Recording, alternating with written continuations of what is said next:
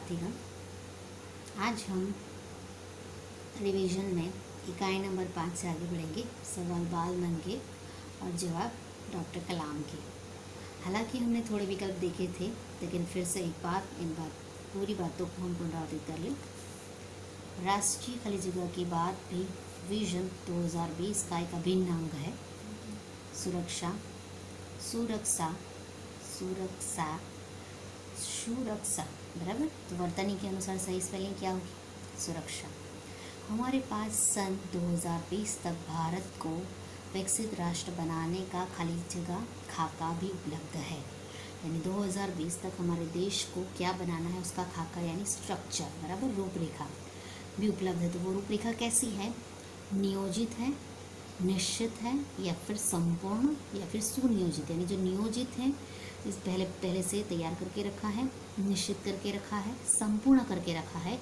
तो सही जवाब आएगा सुनियोजित, मतलब कि पूरी तरीके से तैयार करके रखा है। आज देश के सामने सबसे बड़ी चुनौती कौन सी है? यह प्रश्न खाली जगह ने किया।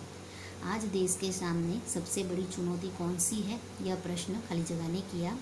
अनुराग जैन, चिराग जैन, या फिर विराग जैन, या फिर आएगा पराग जैन। तो सही जवाब है चिराग जैन। डॉक्टर कलाम की उच्च शिक्षा अंग्रेजी माध्यम की खाली जगह में हुई। डॉक्टर कलाम की उच्च शिक्षा अंग्रेजी माध्यम की खाली जगह में हुई। संस्थाओं, प्रथाओं, कथाओं, पाठशालाओं। सही जवाब आएगा संस्थाओं। डॉक्टर कलाम ने अपनी कौन सी कक्षा की यादगार घटना सुनाई? डॉक्टर कलाम ने अपनी कौन सी कक्षा की यादगार घटना सुनाई?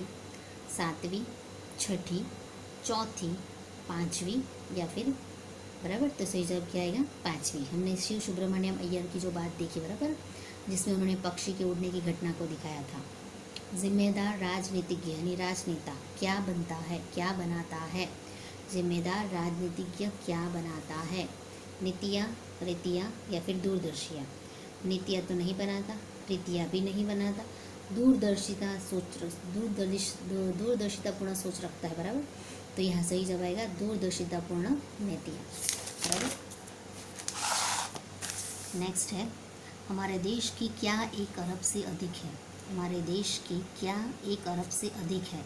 जनवृद्धि, जनसंख्या, जनगणना, या फिर जनमत। जनवृद्धि यानी लोगों की वृद्धि, जनसंख्या, बराबर, जिस प्रकार लोगों की हमारी जनसंख्या आबादी है। हमारी जनगणना, बराबर, मतलब जितने लोगों को हम गिन सकते हैं वो जनगणना। जनमत, तो सही जवाब क्या आएगा? जनसंख्या। हमें निरंतर क्या अर्जित करना चाहिए? यानी हमें हमेशा कौन सी चीज़ को प्राप्त करना चाहिए? तो वो है सम्मान, गुण, शिक्षा, या फिर ज्ञान। सही जवाब क्या आएगा? ज्ञान। डॉक्टर कलाम के 5वीं कक्षा के शिक्षक का नाम बताइए। डॉक्टर कलाम के 5वीं कक्षा के शिक्षक का नाम बताइए।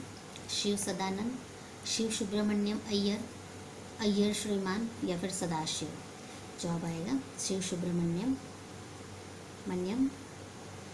अय्यर, बराबर। बचपन में हमें किस भाषा को खाली जगह देनी चाहिए? बचपन में हमें किस भाषा को खाली जगह देनी चाहिए? यानी बचपन जो है हमारा, उसमें हमें किस भाषा को महत्व देना चाहिए, ज़्यादा जोर देना चाहिए, प्रमुखता देनी चाहिए, या फिर उत्कृष्टता देनी चाहिए, बराबर। तो सही जवाब क्या आएगा? प्रमुखता। प्रमुखता यानी महत्व हमें किसे देना चाहिए?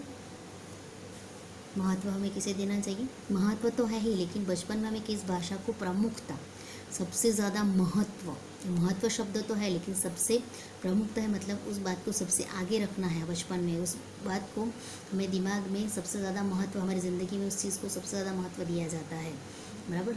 तो वो क्या है? प्रमुखता। तो किसे बचपन में हमें किस भाषा को प्रमुखता देनी चाहिए?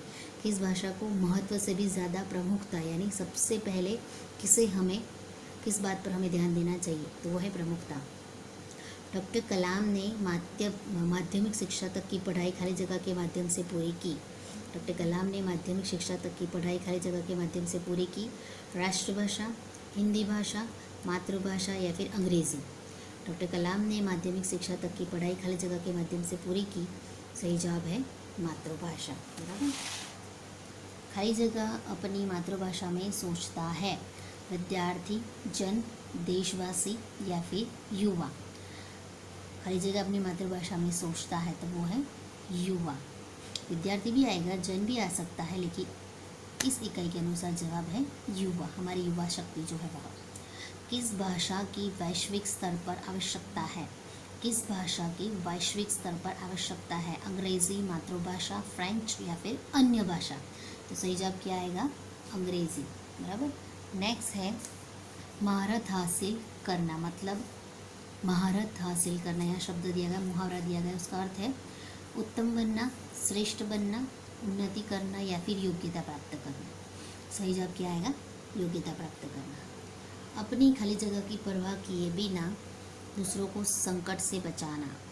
संकट से बचाना। बराबर। मान, सम्मान, जान या फिर ज्ञान? सही जवाब आएगा जान।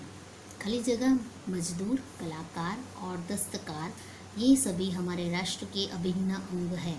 डॉक्टर, किसान, लोहार या फिर चित्रकार। या जिस प्रकार से नाम दिए गए हैं उसे देखकर यहाँ डॉक्टर तो नहीं आ सकता, लोहार भी नहीं आ सकता, चित्रकार भी नहीं आ सकता, तो सही जवाब क्या आएगा?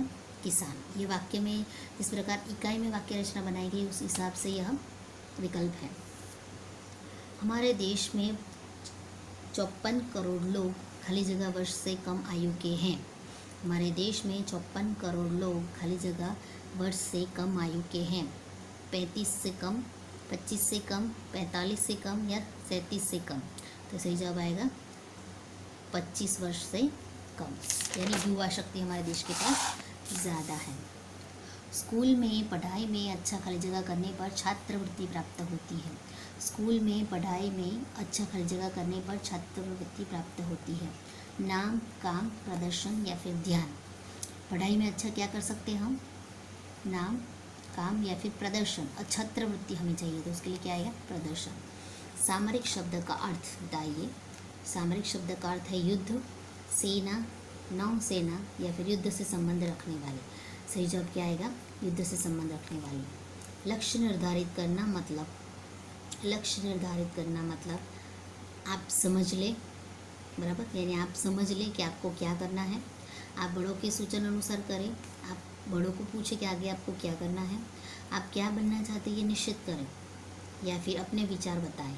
तो सही जवाब क्या आएगा? आप क्या बनना चाहते हो उस चीज़ को पहले निश्चित करें कि आपको लक्ष्य प्राप्त करना है तो आप क्या बनना चाहते हैं। मैं स्वयं चला जाऊंगा। सर्वनाम पहचानिए। यह वाक्य में 2 शब्द के नीचे मैंने रेखा खींची है तो बताना है कि ये दोनों शब्दों की जो सर्वनाम है वो कौन से हैं। पुरुषवाचक, निजवाचक, ए और बी या प्रश्नवाचक? सही जवाब क्या आएगा? ए और बी। पुरुषवाचक यानी कि मैं और स्वयं यानी कि निजवाचक, इसलिए सही जवाब क्या आएगा? ये दोनों ही है। इसलिए ए को पसंद करेंगे या फिर बी को पसंद करेंगे तो गलत हो जाएगा। तो सही जवाब क्या आएगा? सी, ए और बी। पापा ने खाली जगह बुलाया है। योग्य सर्वनाम लिखिए। पापा ने खाली जगह बुलाया है, योग्य सर्वनाम लिखिए। सर्वनाम का हमें सही तरीके से उपयोग करना है। तुझे, तुम्हें, तुमको या फिर तुम्हारी बहन को। तो सही जवाब क्या आएगा? तुम्हें। बराबर। इस तरीके से विकल्प में ट्विस्ट हो आ सकता है बच्चों। आप अपनी तरीके से, मैंने आगे भी आपको बताया है, कहीं कोई शब्द समझने में कि आपको दिक्कत महसूस हो तो बच्चों अपने तरीके से फिर से वीडियो एक बार रिपीट करके देख लीजिएगा कि कहीं कौन से शब्दों में मैंने क्या उच्चारण किया है और क्या मैंने कहा है। अब नेक्स्ट जो हमारी इकाई है भरत, उसे पुनरावृत्त कर लेते हैं। बराबर। भरत इकाई प्रकार है एकांकी जिसके लेखक है राजा लक्ष्मण सिंह, जिसमें कालिदास द्वारा लिखित मूल नाटक अभिज्ञान शाकुंतलम का हिंदी में अनुवाद हमारे लेखक श्री ने किया है, जिसमें दुष्यंत और शकुंतला का पुत्र सर्वदमन है वो किस प्रकार से वन में सिंहनी के बच्चे को घसीट रहा है और उसे उसके मुख को खोलकर दांत गिरने की चेष्टा कर रहा है। उसकी यह वीरता देखकर, उसका यह तेजस्वी रूप देखकर जो दुष्यंत है उस पर मोहित है और मन ही मन इस बात की खाक को वह सोच रहे हैं कि शायद ऐसा बेटा मेरा हो। और वो पिता कितने धन्य हो गए कि इतना वीर पुत्र अगर उनका हो, कि ऐसे पुत्रों को अपनी गोद में उठाकर वो अपनी गोद को मैली करते हैं और अपने बच्चों के जो बचपन की जो छोटी छोटी घटनाएं हैं उसे वो अनुभव करते हैं। तपस्वी ने उसे मना करी लेकिन फिर भी वह नहीं सुन रहा है। लेकिन दुष्यंत राजा के एक ही बार में कहने पर वह जो बालक है वह मान लेता है उसके बाद। और यहाँ जो है दुष्यंत को बाद में पता चलता है कि यह ऋषि कुमार नहीं है लेकिन यह पुरुवंशी है।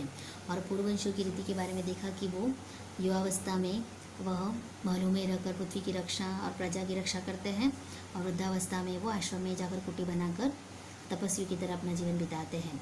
बराबर। तो यहाँ जिस प्रकार से दुष्यंत को धीरे धीरे पता चलता जाता है कि यह जो ऋषिपुत्र है, यानी कि यह जो सर्वदमन है वह ऋषिपुत्र नहीं है, लेकिन उसकी जो माँ है वह मेनका नामक एक अप्सरा की बेटी है, जिससे उसकी आशा बनती है, किसकी, दुष्यंत की, बराबर। दुष्यंत उस स्त्री का नाम पूछता है, लेकिन दूसरी तपस्विनी कहने के लिए मना कर देती है कि उस राजा ने विवाहित स्त्री को छोड़ दिया बिना कोई अपराध। तब दुष्यंत को लगता है कि कहीं ये मेरी ही शकुंतला तो नहीं, बराबर। यहाँ जो है वो तपस्विनी वह मिट्टी का मोर लेकर आती है दुष्यंत के पास, और दुष्यंत उस मोर को देखकर शकुंत शब्द को सुनकर उसे लगता है कि शकुंतला यानी कि उसकी माता है, बराबर। तो यहाँ शकुंतला नाम सुनकर दुष्यंत के मन में आता है कि शायद ये शकुंतला कहीं मेरी तो नहीं, मेरी खुद की पत्नी तो नहीं है।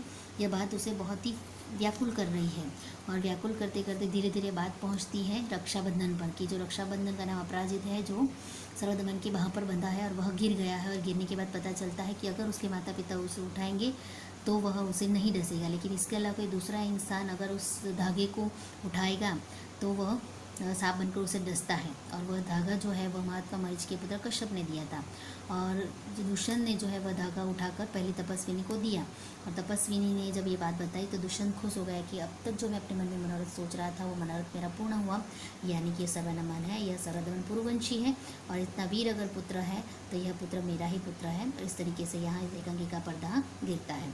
एकांकी हमने पुनरावृत्त कर ली, इसके जो विकल्प है वो हम अगले टास्क में देखेंगे। अस्तु।